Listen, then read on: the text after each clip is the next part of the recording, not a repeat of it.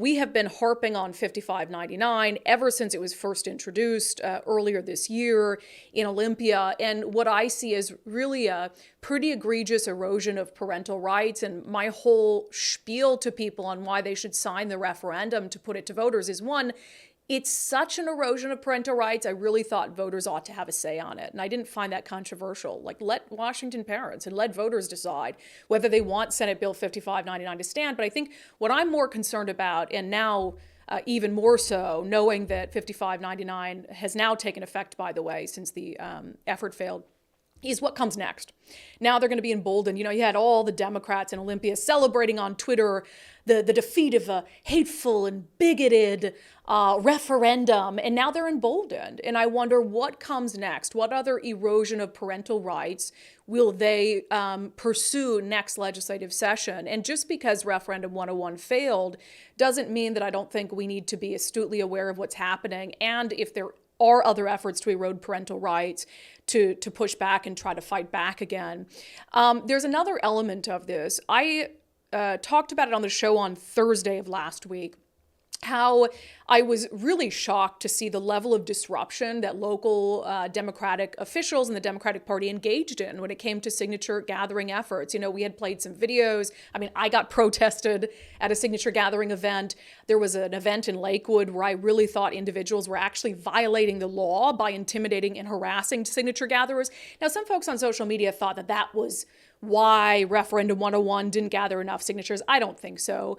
I'm not going to blame it on that. I think that's kind of a cheap, easy way out. However, I do think that there is a pattern and practice among Democrats. And I'm not just talking about your friendly neighborhood citizen who votes Democratic. I'm talking about elected members of county Democratic parties. I'm talking about the state Democratic Party. They have a pattern or practice of engaging in what I would consider intimidation and harassment of people who are trying to collect signatures for, or people who are trying to come up and sign and exercise their rights to partake in the democratic process.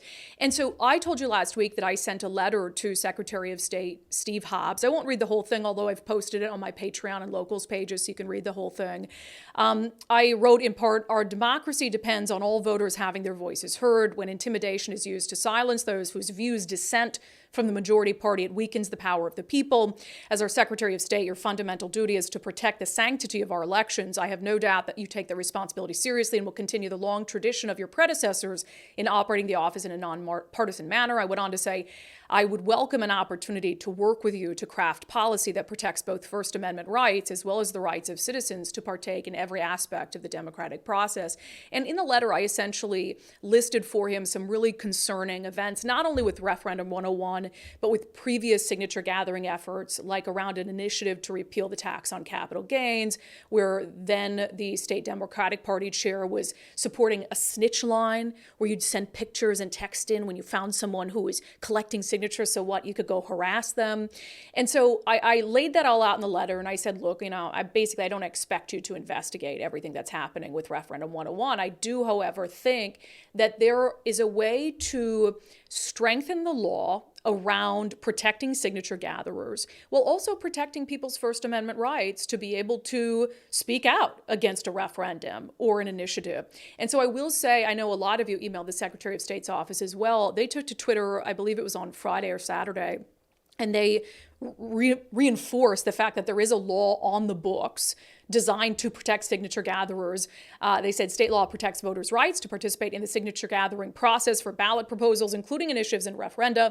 Interfering with this process is a gross misdemeanor. They went on to say, if you have any evidence of people interfering with this process, contact the local jurisdiction where it happened. And so that told me immediately that a lot of you had reached out to the Secretary of State's office to express your concern over this, and what really should be a nonpartisan issue, right? I mean, how often have Democrats said our democracy is in peril? Well, this is an important part of the democratic process. Citizens have the final say when it comes to lawmaking, and that's how it should be. The power should be closest to the people. And then I will say I got a very nice letter back from the Secretary of State's office, reiterating what the law is around this and his expectation that voters can participate in signature gathering efforts without feeling harassed and intimidated. And I'll just show you that again, I'll post this on my pages, but he also said that his policy team would welcome the opportunity to discuss our ideas for safeguarding elections and improving civic participation. We're available to meet in Olympia as your schedule allows. And so I absolutely will take the Secretary of State up on that opportunity to come and just have a conversation with them about how can we strengthen this. I care first and foremost about the power of the people and the power that our state constitution and our federal constitution grants us and the protections that we have. And we have a right to petition our government. We have a right to overturn laws that we don't think are just or correct. And we have a right to put forth ideas via initiative for laws that perhaps the legislature isn't considering. And so any way that we can strengthen that process, that we can strengthen those protections, I think would be a good thing. So I got a lot of potential ideas from you guys, sort of stewing on. And again, we will follow up with the Secretary of State. And I very much look forward to having a conversation with him and his policy team about how we can improve this moving forward. Now, all of that said, throughout this whole process, there has been, I think, a really unhinged vilification of parents who have expressed concern with Senate Bill 5599, parents who have expressed concern about the erosion of their rights, parents who have expressed concern about what their kids are being taught in school. I think since the pandemic, we've really seen this awakening of parents. One, because their kids, they were having class right on the kitchen table.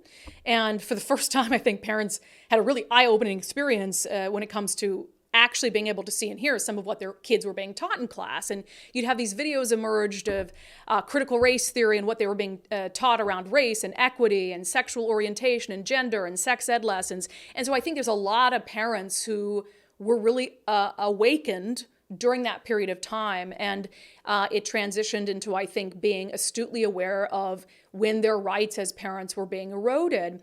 But in keeping with the theme of today's episode, there is now this concerted effort when you have this really powerful voting bloc, right? Parents, incredibly powerful voting bloc. When it comes to their kids, I think politics and political affiliations go out the window when it comes to a parent wanting to protect their kids. And so I think both parties see parents and concerned parents as a really powerful voting bloc that they want to capture. And right now, the right is capturing those parents, I think, at a far higher rate, because a lot of the issues of concern are things being pushed upon kids by the left. And so what's happening now and what is going to happen from now until 2024? Concerned parents are going to be vilified. It is the only way for Democrats to try to push back against this narrative is to vilify in a significant way parents who dare to be concerned about what their kids are being taught in school, who dare to express concern about race and equity and gender identity being pushed on their kids. Well, what are those parents? Well, those parents are bigots. Those parents are hateful. And the Democrats are going to be aided in this. They're already being aided in this by the corporate media and the mainstream media. There was this article from the Associated Press. I honestly, I can't believe it, but it never ceases to amaze me the lengths they will go to just push narratives that are helpful to Democrats in a way that's incredibly offensive. So this is the AP article, Mama Bears may be the 2024 race's soccer moms, but where the GOP seeks votes, some see extremism. It's like, oh my gosh, you guys are unhinged. So I'm going to read some aspects of this article, but it centers around that group Moms for Liberty, which has been called a hate group by the Southern Poverty Law Center, which we'll discuss momentarily. But here's a little bit of what this AP article says. And again, is this not shilling for Democrats in their efforts to vilify concerned moms and dads who have every right to be concerned about what their kids are being taught in school, who have every right to be concerned about the erosion of their rights as parents? The AP article reads, these conservative mothers and grandmothers who in recent years have organized for, quote, parental rights, including banning discussion of gender identity in schools, have been classified as extremists by the Southern Poverty Law Center. They've also been among the most coveted voters so far in the 2024 Republican presidential primary. These so-called mama bears, whom DeSantis and other Republicans are courting, are conservative women living across the United States. They are largely white and may belong to official groups such as Moms for Liberty, which says it has around 120,000 members nationally, or smaller ones like No Left Turn in education. Some belong to no group at all. So here we go, right? You're setting it up. Even if you don't belong to Moms for Liberty, they're still going to vilify you. Even if you belong to no group at all, they're still going to vilify you as extremists. The AP article goes on to say, the groups in their work took off during the COVID-19 pandemic when they say parents got a closer look at what their children were being exposed to in public schools. They grew in numbers as Democrat Joe Biden defeated Trump in 2020 and were motivated by what they called government overreach and woke policies. Many fought pandemic-related school shutdowns and mask mandates, pushed to remove diversity, equity, and inclusion programs from schools, and tried to ban books they viewed as inappropriate, such as ones with LGBTQ content. They have turned up en masse at school board and library board meetings, fighting to ban instruction on gender identity and sexual orientation. They have run school board candidates who support their stances. So what? What's so wrong about any of that? Again, you have this entire Associated Press article that is saying, oh, this really coveted group of the voting-based parents that can decide elections in this country. Well, some might see them, Republicans might see them as, votes they want, but for the rest of us, we see them for what they are, as extremists. And it talks about these things that these parents are fighting against, like remove DEI programs in schools, which should be non-controversial in my opinion. I mean, what have we talked about? The Olympia School District, which created safe clubs for kids of color so they could be safe away from white students. Yeah, if being opposed to that makes me an extremist, then sign me up. Because then I guess I'm an extremist. And it goes into, they fought against pandemic-related school shutdowns and mask mandates. Yeah, in fact, in hindsight, the fact that there were school lockdowns, I think, has been pretty universally looked at as a bad idea for how long those went on. And the fact that kids weren't susceptible to serious illness or death in the same way as adults, and that there were so many other negative repercussions of closing schools that, yeah, in hindsight, I don't think, again, it's not an extremist position to question whether school lockdowns were necessary. And then it says again, they fought to ban instruction on gender identity and sexual orientation. Yeah, there's nothing controversial about that. That's not extremist. When you don't want your little kids to be taught, I mean, how many examples have we given? We don't want your little kids to be taught lessons around gender identity. And like in the Olympia School District, 4th and 5th graders who were taught that they can identify as a tree. Yeah, it's not controversial or extremist for a parent to question a lesson that says that their 4th grade child can identify as a tree. They have run school board candidates who support their stances. Oh, how dare they? How dare they run school board candidates who support their stances on the issues? Insane. And what have these concerned parents gotten for all this? Groups like Moms for Liberty. Well, they've been classified by the Southern Poverty Law Center as a hate group. Imagine that. Being a parent who is concerned about totally rational issues that you can be concerned about. Non-controversial issues.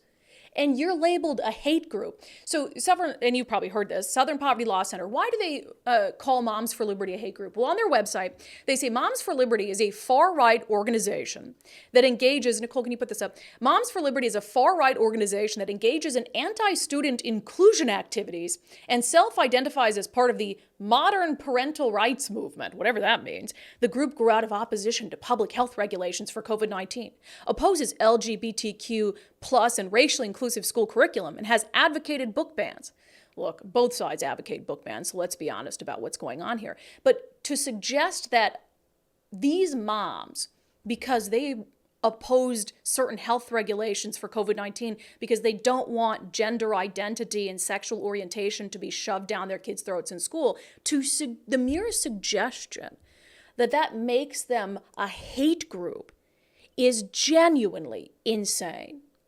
And we mentioned that Moms for Liberty was collecting signatures for Referendum 101, and that is when they were protested in Lakewood in a way that I think is in violation of state law, where people showed up with signs calling them Nazis and fascists and F these guys and getting within inches of the signature gathering table. But apparently it's okay because the Southern Poverty Law Center says those moms who are trying to collect signatures lawfully for a lawful referendum are members of a hate group. So we can protest them in any way that we please. So my point on all this is, Look, referendum 101 failed. I don't think it's that. I think had it got to the ballot, I think that 5599 would have been overturned if people were looking at the issue in a nonpartisan way, independent thought, thinking, gosh, this just really goes too far. So I don't think it was for lack of interest. I think referendum 101 was really hard to sell. It wasn't as easy as, $30 car tabs. Where you're like, oh yeah, I get that, $30 car tabs. It really took a lot of explanation and cutting through political talking points. But I don't want people to be dissuaded or discouraged because referendum 101 didn't qualify. And two, I want you to know that the vilification of parents, the erosion of parental rights, that's just beginning. We're at the onset of that. And as Republicans and their message appeals to more and more parents, the vilification of concerned parents is going to be ramped up, both by the left and by the mainstream media. This Associated Press article is a good example. Your task is not to fall for it.